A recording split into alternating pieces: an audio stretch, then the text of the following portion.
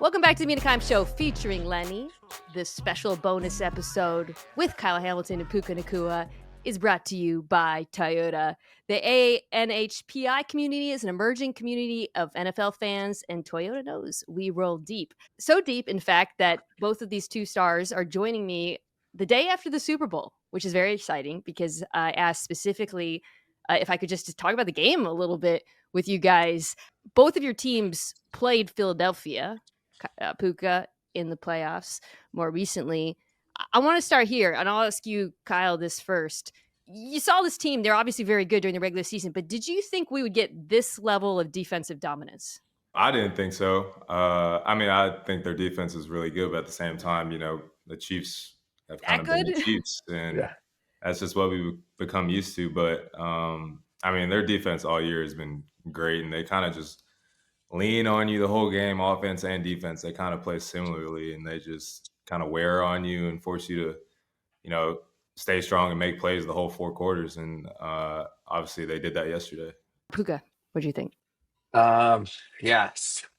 Still a little bit of a tough subject. Yeah, just recently playing those guys in the playoffs, but it was not far off from what I would expect. The front four just being able to rush the quarterback and wreak havoc, and then it feels like they probably have 12 guys on the back end, because when you can just rush 4 and they create the havoc they do. I mean, it's hard for a wide receiver to get open. It's hard for a quarterback to turn his back to the defense and try to dissect what's going on to be able to make plays. And it was. I think it was exciting to see that front four just play the way they did. They take over. Well, Puka, going back to your game really quick, you guys were able to, you obviously certainly put up a better offensive performance, but one thing that jumped out to me was Kyron Williams ran for 106 yards.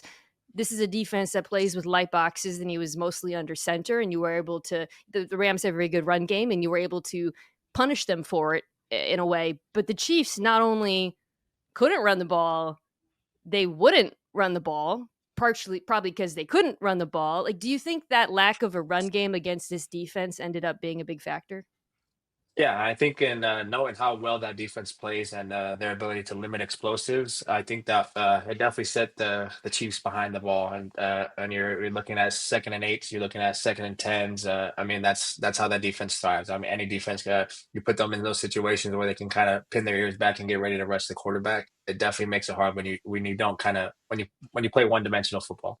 Yeah, I think I saw a stat. I don't know how true it is because it was from Twitter, but it said like the Eagles didn't blitz the whole game. They didn't. Yeah, it is true. Yeah, that's ridiculous. That's crazy. Because it seemed like they were rushing 6 every play, and the Chiefs O line like isn't like a bad O line. They got some dudes up front, and I think Pat was kind of off his game the whole time because he couldn't really step up in the pocket because their rush lanes were good, and on the edge they were just winning. So it's hard to get going. It makes sense why they got off to a slow start, because you can't really get into the script at that point if you're in offense. We talked a lot about Vic Fangio and how good he is and how he's turned their defense around, but like watching it, particularly on tape, it wasn't anything crazy. Like, Ravens defense does all kinds of crazy stuff. Puka, you know this obviously very well from y'all's matchup too. Eagles defense, it was just literally quarters. So much quarters in this game. Like, Kyle, from your perspective as a safety, like, what do you think Vic Fangio does so well that maybe led to this performance? Yeah, evaluate talent, one. He's only been there for a year, but that Eagles front office has done their thing with their defense, at least. And yeah, they recruit straight out of Georgia. yeah, right. Something in that Georgia water. But no, I think as a defense, we kind of play quarters when we're up 30 in a game, and the offense kind of has to come to us. I feel like the Eagles kind of started out in that because you're already at a disadvantage if you're playing against them with their front four. So yeah, they're kind of just like play the check down game the whole game, and if you make a mistake, you make a mistake, and they made 2 crucial mistakes in the first half. Puka, how were you guys able to attack that structure through the air? You just kind of mentioned our guy Kyron Williams, when we were able to get him in space and allow him to touch the rock very consistently.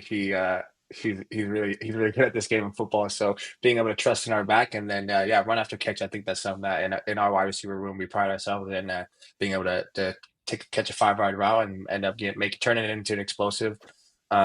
But I think it was just hard when you become one dimensional. That you let those guys kind of tee off and they start throwing sims at you. Now you're feeling you're like, oh, all right, now I'm getting the pressure. Now there's got to be an opening. You're like, all right, they only rushed 4 still, and you're like, wait, I was still looking at 12 guys in the back end. And we ran the ball. We ran the ball really well and try to get our guy 2-3 going. And he's the best. So it's always fun to have him. Would I be wrong in saying, I talked about this a little bit after the game, the Chiefs were kind of the exception this year in that they were the one playoff team that couldn't run the ball?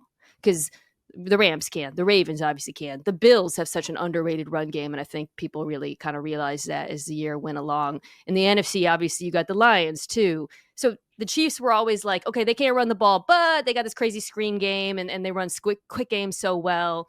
But like Kyle, like, I don't know. That was kind of my takeaway from this Super Bowl. It's like, damn, you really have to be able to run the ball in today's NFL. Yeah, I mean that you can draw up all the pass plays you want, but in the playoffs, we always say defense travels and running the ball travels.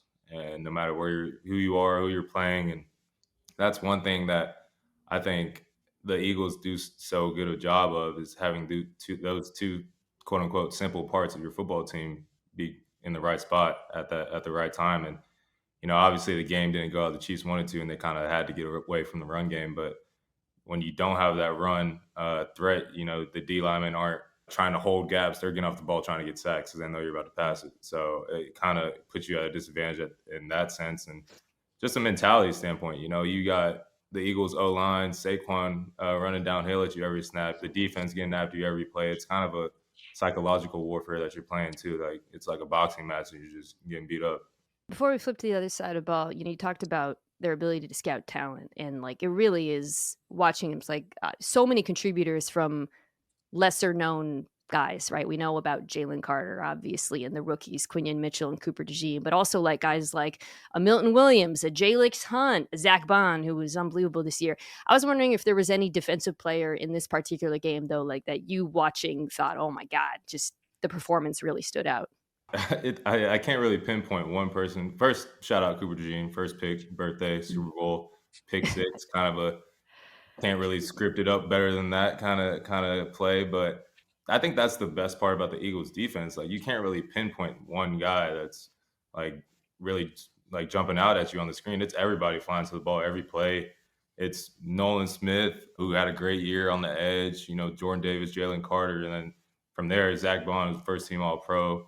N'Kobe Dean, who had a good year, goes down, and they have dudes step in and do a great job. And then the back end, they got 6 legit guys back there. And so it's kind of just overwhelming watching it, and respect to them, respect the way they're coached and just how they play. Yeah, at one point in the game, I was trying to figure out if somebody on the defense was to win MVP, who would it be? But it was like, how do you even pick? Everybody. Yeah, it's just literally all of them. Well, ultimately, Jalen Hurts did win MVP. So Puka, he was great in this game. But everybody, it was a very different. Everything was different about it. Obviously, for Philadelphia, it can be hard to kind of pinpoint sort of what they do best because they really are like an all-star team out there. But I do think people need to remember this Chiefs defense has been a nightmare for most offenses. Steve Spagnuolo is one of the best defensive coordinators in football. Puka, was there anything about the Eagles' game plan on offense that jumped out to you as being particularly smart or impressive?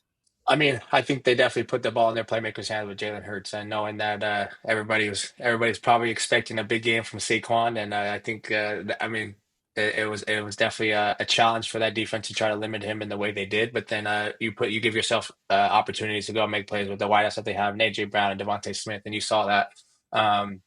Kind of early, you find your one-on-one matchups. If they're going to pack the box, where we got great, they got great wide receivers to be able to go win a one-on-one matchup. And when they took those shots, they came up with them, and they did. It feels like they didn't take many because the ones that they took, they executed very well on. I feel like they all kind of went for touchdowns. So I was like, all right, if we throw the ball 10 times and 4 of them are touchdowns, that's a pretty good. It's not even 50%, but you come around with 28 points in it. That feels really good.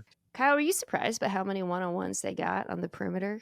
Yeah, I mean, honestly, no, because you got to account for Saquon somehow. So Yeah. you got to have somebody extra in the box, and you got dudes outside who can cover, and you got to, it's the biggest game of the year. You got to rely on who you got there with, and I do think some of those penalties on both sides were kind of suspect, and they were huge penalties. Like I think in the first half there was probably like 4 third downs where the Chiefs could have got off the field, and it was like Yeah. a penalty, whether it was self-inflicted or kind of ticky-tack. And now those momentum killers are just like so tough on a defensive mindset. It's like we're struggling to get stops, and then we finally get one, and we got to stay on the field, and our offense isn't driving. So now it feels like we've been on the field the whole game so far, and it's kind of hard to play catch up from that standpoint at that point.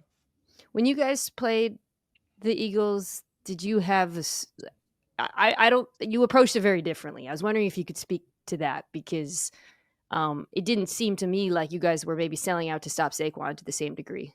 Yeah, I mean, you do that, and you kind of got to take your AJ Brown, Devontae Smith medicine, and you just kind of pick your poison at that point. And you do have to have Saquon obviously in the game plan. You account for him, and overhanging players like nickel or dime has to be a little more conscious of filling your gaps. But I think the biggest thing with them in their run game is just the threat of Jalen keeping the ball. And you got everybody, whether that's the edge player or the backer who's scraping over the top for him. Now everybody's kind of just patting their feet, kind of waiting for where the ball's going to go. And then you're late, and now the angles are messed up, and the O-line's getting up to our second level. And, that kind of just causes disruption in the run game for the defense.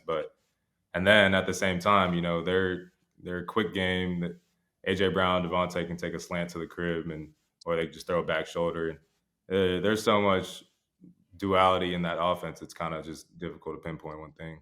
Literally, you mentioned the slant and the back shoulder. Those are the two throws where AJ was on. Trent McDuffie's one of the best cornerbacks in football, but AJ Brown has like a million pounds. I don't know, like he's just way bigger. And like Puka at a certain point. Yeah, I mean, AJ Brown is fat too. I agree. he's not that, but he's very large. And it was kind of one of those things where you look at it, you're like, oh, like. The physicality, which I know is a hallmark of yours, does matter in certain moments like that. 100%. Yeah, I had the opportunity. I played with Trent at the University of Washington. You've seen him do his thing for the Chiefs, and like you mentioned, that secondary has had some moving parts, but it's been a strong suit for the Chiefs for the past couple of years. Man, everybody's like, "Oh, we expect Patrick Mahomes is going to go out there and score 40," but it's been the defense kind of playing big for them there. And yeah, it's as a wideout, I'm smiling because you love to see big plays and explosives go out there, but. Yeah, it was exciting to see. You love it when a wideout wins the matchup. Kai, you talked a little bit about Hurts as a runner. That was to me the most shocking thing of the entire game because he's always been obviously a dual threat quarterback, but this was maybe his best rushing performance really in like some time. And the Chiefs, going back and watching some of the runs, they tried some different stuff. It seemed like they were using Bolton almost like as a delayed rusher, kind of the way Bills do with Milano to keep up. But Hurts just outran him, or he just saw the rush lane versus the blitz. Do you think that that's something that they could have handled differently? Because ultimately he broke the rushing record for quarterbacks in a Super Bowl. Oh, wow. I didn't know that. Crazy. It seemed like a lot of or at least a few times, especially on those ones he kind of broke for 10 plus. At that point in the game, the defense is kind of just trying to look for anything. So, as a D lineman, you're kind of like, we've been stressing pass rush lanes the whole week, but we need a sack. Like, we need a sack fumble. And then, you give up a pass rush lane trying to go get a sack. And now if you're a man coverage, everybody downfield, their backs are turned to him. And, he's taking off for 40 yards. And another thing is just like their gap scheme stuff is really, it honestly reminds me of LA, like in the Rams. I remember we played the Rams last year and y'all came out and like ran the ball 9 straight times or something like that. Something crazy, like straight down. I bet you didn't see It's that all coming, duo. Kyle. You did not see that coming. Duo over and over and over. And then they got to sorry to Sean McVay, but then they got to the low red zone and decided, nah, we're good. We're not going to run anymore. Oh, yeah. No, I was like, Remember this is this? great. Like, just throw the ball. Like, I guess we can't stop the run today. But they came out and so ran the vividly. ball. And, they play with your eyes so much, like the Rams and the Eagles, that, Saquon's going this way, but there's 2 pullers coming back this way, and Jalen keeps the ball, and now you're just out of whack. And I think Kellen Moore has done a great job with them this year, just playing to their strengths. Puka, just watching the Eagles offense, is there anything you're like jealous of that you're like, damn, I would love for the Rams to do that or do that at that level? Shoot, I wish I'm biased for for our Polynesian players. I wish we had Jordan Mailata out there. I think that would be sweet. We got some. I mean, I am. Yeah, I wish I could have the cleat game that Jalen Hurts got. I mean, between him and Devontae Smith, I'm like, man, every time they step out there, I'm like, geez, let me get a You're pair of Jordan though. those. Just hit him up. Tell him to send you the ball. I'm like, I must not be playing that well because they don't send the same package to me that Jalen Hurts is getting. um, Final question for Kyle about this game before we move on. I'm not trying to I feel like I'm like who I am not a person who can criticize one of the greatest defensive play callers in the history of the sport, is Steve Spagnuolo. But I was also surprised he didn't try to trick him more with his pressure. And he did at one point. They did the fire zone and it resulted in the pick, which was a beautiful design. But it was a lot of man blitzes, which I like. Hurts has shredded those all year. Obviously, one-on-one to AJ or even to Jahan Dotson down the sideline. Did that surprise you too? I just wondered because that's something that the Ravens do a lot as well. Not the man blitzes, the fire zones. Yeah, I think the whole game and the whole season, really, Jalen has done a good job just identifying what he's looking at, what the defense is giving him. I feel like there were times where the Chiefs kind of just watching from a glance, just from a fan perspective that kind of knows football a little bit. Just feel like the Chiefs were coming out of their disguise a little bit, and it was just kind of tipping some things. So he knew where he was going if he got any sort of pressure, and then like the contain the whole night for the Chiefs was just kind of just lackluster. I think he got out way too many times and made plays. And I saw they tried the corner blitz one time from the boundary with McDuffie, and then he just rolled out to his right, I think, and made a play. But it's kind of like when you call those plays that you kind of keep in your back pocket, like you got to hit on those because you can't run it 3-4 times. You know, you got to kind of hit on those times where you get the look that you want, and when you don't, then you can't go that much deeper into the playbook. So it just kind of becomes bland at that point. Yeah, especially when you don't really have a 4-man rush, which is kind of the story of the game, right? One of these teams absolutely dominant with the 4-man rush, the other not. All right, let's take a quick break and then come back and talk a little about your teams and what y'all have going on. All right, so we're back. First, one more thing on the Super Bowl. Kyle was actually in New Orleans all week. Kyle, what was your experience there? Did you make it out with your liver intact? How you feeling? Puka's not off the hook either. Puka was there too. So. Oh, were you? I didn't see you. Oh, boy. I know. I see. That's cap. She didn't see me. I wasn't there. Liver's intact. Liver is recovered. I think my brain's still kind of fried just from the sleep schedule and running around, and the traffic was crazy. It was a good experience. New Orleans is a good time. It's a good Super Bowl venue, honestly. It's not super crowded. Everything's kind of close. Weather's good. Food's good, like y'all said. But definitely glad to be home. Well, one of the things that also happened in New Orleans, we talked about a little bit before taping, was NFL honors. And it was a very surprising MVP result. Surprising because at that point we knew it was down to the wire between Josh Allen and Lamar Jackson. But the All-Pro with Lamar, and historically, you know, when player wins first team All-Pro, they end up being the MVP, but that didn't happen this year. Puka, were you surprised by that? And so I'm a voter. Oh. I guess I should, it's public. I voted for Jackson. Who would you have voted for if you were a voter? Ooh. There's no wrong answer. I did. We did get a chance to play the Bills, so I would definitely say like we didn't play the Ravens this year, luckily. But I would say that watching Josh Allen play live was he's a pretty good football player. I thought they played well. I mean, they got a bunch of moving parts, and their offense looks like a real magic show compared to ours sometimes. But which is saying something. But yeah, I thought he played great. Yeah, he was very good in that game. Not good enough, though. Not good enough. I know it was one of those Matt Stafford days. Kyle knows a thing or two about that. Well, okay, so Kyle, I'm obviously not going to ask you because I think we all know what your answer is there. But defensive player of the year was also, and I guess that one's a little less surprising. It ended up being Pat Surtain. Again, my vote was public. you were on my short list. It was actually a very Oh, diverse top 5. I thank actually you. I ended up appreciate that. welcome. I ended up picking 5 guys at different positions, which is crazy, right? Because again, usually it's just a sacks award. But I had Surtain, I had Myles Garrett, I had Zach Bond. I actually had Cam Hayward, which a lot of people didn't have, but I think he was freaking awesome this year. And then I picked you in large part because the impact that your positional move had on the Ravens defense. It was transformational when I guess it was about halfway through the season, right? When you started playing the post. I was wondering if you could speak on the level of difficulty or just kind of like what that was like for you this season and also whether or not you expect it to continue next year. Yeah, I think it's kind of it's a time and place thing. With that, it's a week to week thing. Honestly, like sometimes I'll be playing more nickel, I'll be playing more safety, or even early in the year I was playing dime backer. It seemed like half the game.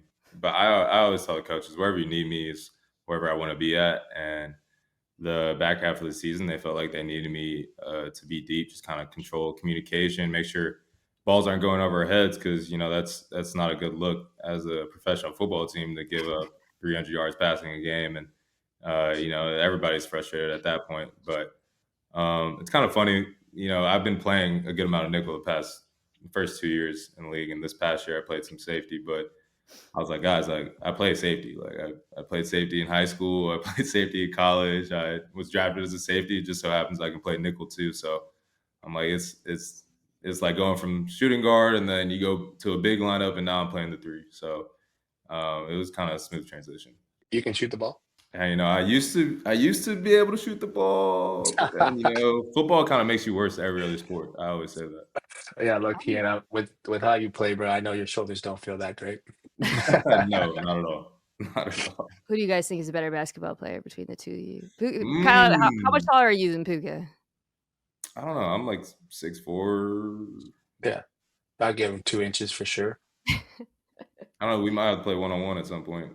I'm not a one-on-one player. I'm a team guy. Team guy. 5-on-5. Let me set some Like screens. guys? Let me get a backdoor cut. That I'm a cherry pick. Let me get a free layup. Give me the 2. All right, bring Easy your 2. 4. I'll bring my 4. Roger that. You got like the Marcus Smart game. I feel like the way you play on the field might be a little bit like Marcus. Well, speaking of that, so you were out for a bit of the season, then you came back, and it was actually very annoying because we all thought you weren't going to play that much in, I guess it was week 8, and then you had like 1 million targets. I got hurt against Detroit, and my first game back was the Vikings. Vikings, yes. So we all, on my show, NFL Live, everybody picked the Vikings because we thought you weren't going to freaking play. And then you came back and you had 1 million targets. But that was actually very indicative of how the season went for you after that, which is you became I believe the highest target share of any receiver in the NFL from that point forward. So I was wondering if you could speak to that workload and how the offense just started completely running through you at the half point of the season. Yeah, I know that first game was just kind of a roller coaster of emotion. We played Thursday night. We don't. Kyle knows you don't have any practices. It's all walkthrough. So trying to take advantage of every rep that I was going to have. Because I was like, man, I didn't know what kind of the game plan was going to look like. And then Matthew just kept throwing me the ball. So as a receiver, I got to go out and make plays. But it was just it's super exciting to know that the opportunity is in front of you to go out there and perform well to help the team win. And it definitely. I mean, I love the physicality of the game. So it makes it exciting. That means. Whether I'm catching the ball or I'm getting to run the ball, that means I'm getting to hit somebody. So that's a chance to impact and influence the game for potentially later in the game. So I think it's fun because I don't have a lot of juke moves in my bag. So when I catch the ball from off of a route, I'm running behind my shoulder pad and trying to punish the guy in front of me. So I think it has an influence and it makes it fun because not everybody wants to get hit 4 quarters straight. Kyle, how would you say his physicality receiver stacks up around the league? I was literally about to say, just being completely honest, 100% transparency. Before we played the Rams last year, Puka was having like a great year. And I'm not going to say I was a Puka hater, but I was like, I was almost like, how is Puka like killing all these teams? Like, and then we played them. And I'm like, after the game, I'm like, oh, this dude's like different. Like, I honestly think he is like one of the more underrated players in the league. One, his physicality, just the way he runs routes, and he's good with his hands. And He cooked me bad on like a corner route one time, and I had to hold him, or else it was going to be a touchdown. So, I'll give up the hole before I give up the 6 points. But then he like laid out, made a crazy catch, and he's just bringing energy to the team the whole game. And I think they're giving him jet sweeps and stuff. I'm like, that looks so fun. Like I kind of wish I was sweeps getting 15 targets. Like that looks super fun. But yeah, I mean, after the game and from then on, I understood it. And I think Puka's game is so, I don't want to downplay it by saying it's simple, but it's just like he does everything so efficiently. There's not a lot of just like unnecessary movements. Like he's going to get from point A to point B the quickest and most efficient way possible. He's going to get the ball and do what he does with it. So that was Yeah, I that was a appreciate long, you, brother. yeah, for sure. That was kind of a long Blaze session, but I No, just no, no. Not one. I think my next thing was going to say, I was like, man, if I was, I mean, I'm not a defensive coach or telling anybody who they should pick, but I'm like, Kyle Hamilton's got to be the perfect build for any DB. I mean, we're talking about playing dime back or talking about playing safety in the post.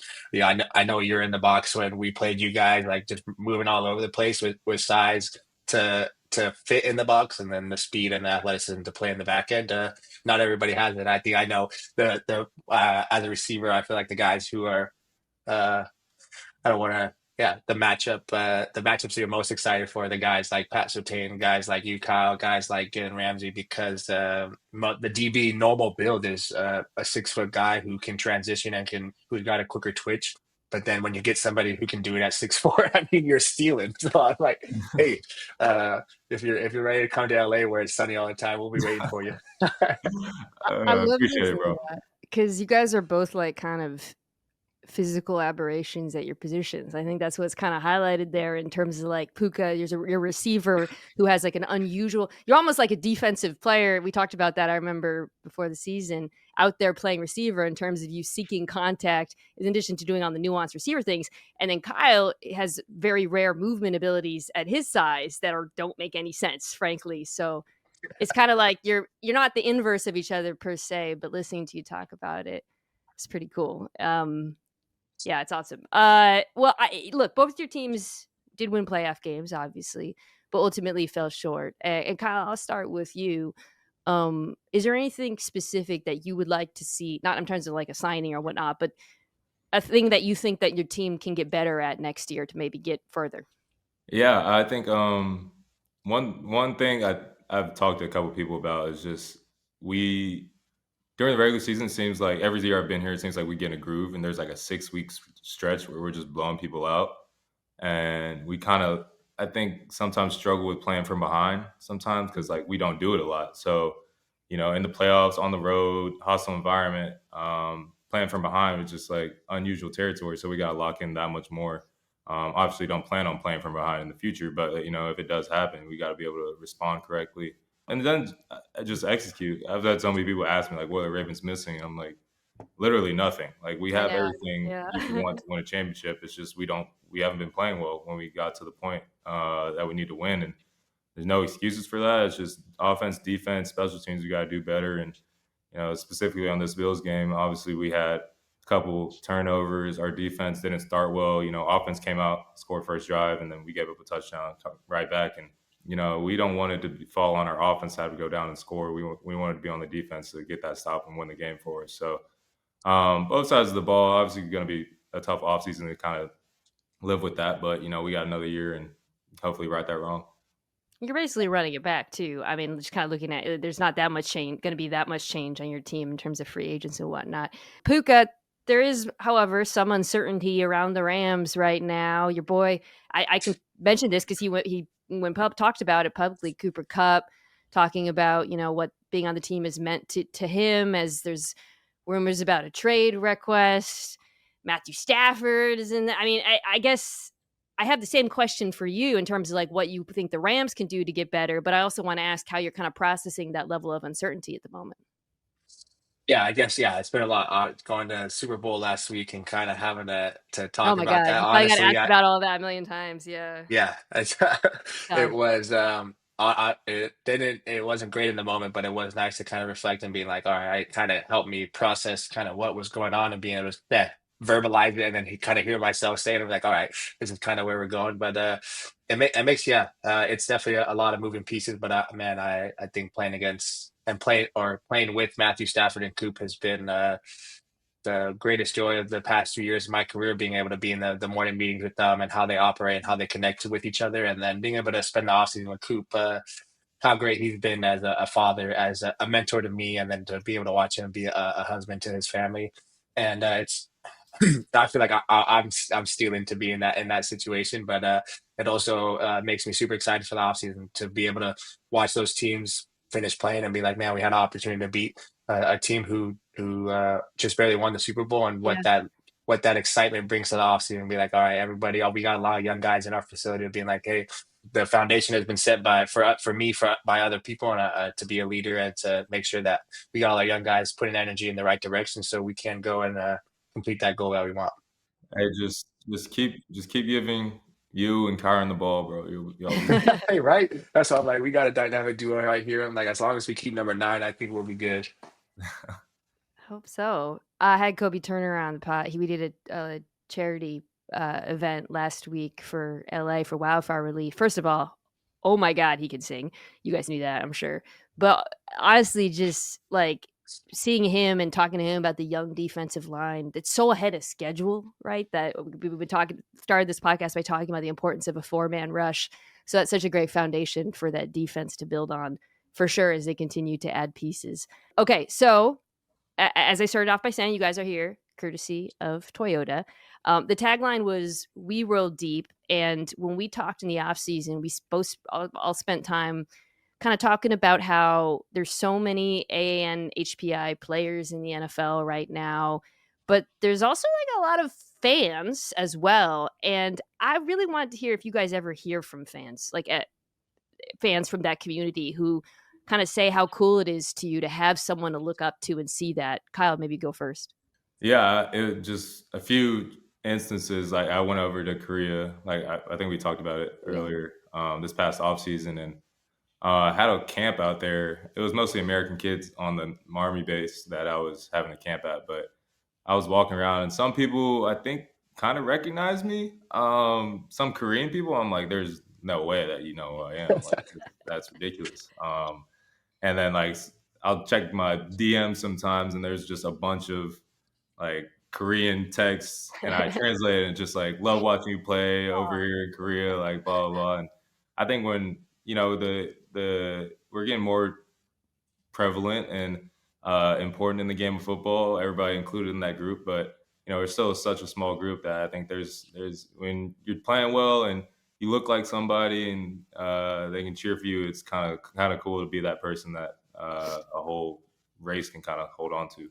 Yeah, I haven't had a trip. I'm planning a trip this offseason to go back to Samoa and to be able to do a camp and be able to go back and just visit. And but it's so exciting it doesn't feel real sometimes. I'm like, man, I don't know, like I'm 23 years old. I know, Kyle, you can't be much older than me, but the surrealness of the feeling of having fans and people come up and they're wearing your jersey and they say, man, my son is just starting football and he plays because he sees you out there. He wears number 17, or whenever he's catching the ball in the backyard, he screams Puka. And it's a huge privilege to be able to be that person that they look up to, and just it's a reminder to myself to be a man, to make sure I stick to my roots, the way my mother raised me, to have respect for everybody, to show love and compassion to all of those around you, because I'm doing what I love to do in playing football, and everybody who's involved in that.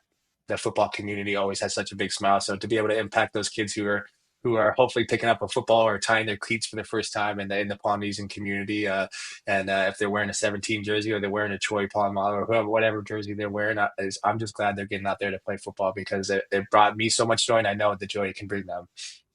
Playing receiver, which is not always something that's common in your community. We talked about that too. Same way that there weren't that many Korean safeties out there. Can I tell you guys about one AANHPI fan that I hear a lot from on the internet? Her name's Jackie Hamilton. That's my mom. If you didn't know, she is. I was like, dang, I got a lot of crap from Bills fans about my Lamar vote, but let me tell you, Jackie Hamilton was in these Twitter streets fighting. She is out there. She texted me before the Bills game, like right before the game. And it was like, can you please tell Lamar to go win this game so he can shut everybody up? And she's my biggest fan. She's also Lamar's biggest fan too. She wants to see him succeed so bad, and it's pretty cool. I do like how online Love she that. is. I do. All right. Well, just also on Toyota though, for you guys, this has been a partnership. We talked in the off season, but it's been something ongoing and through the Super Bowl week. I guess I was just wondering, like, what that's been like for both of you in terms of the opportunities that have come from it. Maybe starting with you, Kyle. Yeah, first off, I had an opportunity to go to Aspen, Colorado. They flew me private. It was my first Okay. private flight. It was dope. Yeah. Got to take my girlfriend out there. We had a little 2-day vacation. You got to meet all the Toyota people. Hung out with Eli Manning, Peyton Manning. It's pretty cool to kind of have these connections, and like we were saying earlier, it's kind of what do they call it? It's like the imposter syndrome or something like that, where like you don't Yeah. feel like it's really you that's there. Like it's crazy. This has been one of the experiences where I feel like that, like being in a Toyota commercial or looking at a TV and then I come up on a commercial. It's pretty cool, and to have that attached with a company like Toyota, it's pretty cool to be a part of. It's been so fun. I have so much joy being able to drive my car. My brothers come out here, and that's the only thing they want to do. They don't even want to come see me. They're like, "Hey, is the Super got gas? Can we go take it for a ride?" So, but then also, yeah, just the way they impact the football community, knowing that it's one of the partners that the whole entire NFL uses, and the impact that they have not only here in the LA community out there with Kyle, obviously being in Baltimore, but then we had an event where we had Watts Ram, one of the youth programs, come out and being able to donate to their fund and from Toyota, and I get to play football with them, and they're all wearing 17 jerseys. But the impact that they have outside of just the game of football has been really sweet and exciting to be a part of. That's awesome. You guys' commercial is really good, by the way. I really liked it. Yeah, it was. I know. I just saw it. I thought it came out one earlier, and I was like, "Wait, I didn't even make the cut." But then I saw the one today, and I was like, No, "Oh, I did make the you're cut. right, I you made the cut." How would the acting go for y'all? Like, either of you think you're gonna pursue acting after that, or? Probably not, because I was there way too long for it to be a 30-second commercial. That's how it is. That is how it is. It was a long Yeah. day, but it came out Yeah. good. Right. I could. I'm not against dabbling in the acting world out here in LA. It could be sweet. Okay, well, hey, if you're listening to this in LA, Puka, it's about to be the off season. There might be some opportunities for you. But listen, speaking of opportunities, this has been very cool for me to get to know you guys a little bit, and then to kind of put a bow on this season, talk about the Super Bowl, and to listen to you guys talk about each other is such a treat. I really appreciate that. So I wanted to thank you both for coming on. I wanted to once again thank Toyota. Once again, remind folks, this is about football, but it's also about the AANHPI community, the players we've got in the league, fans. It's a growing community. We roll deep, and I think this podcast captures that. So thanks so much.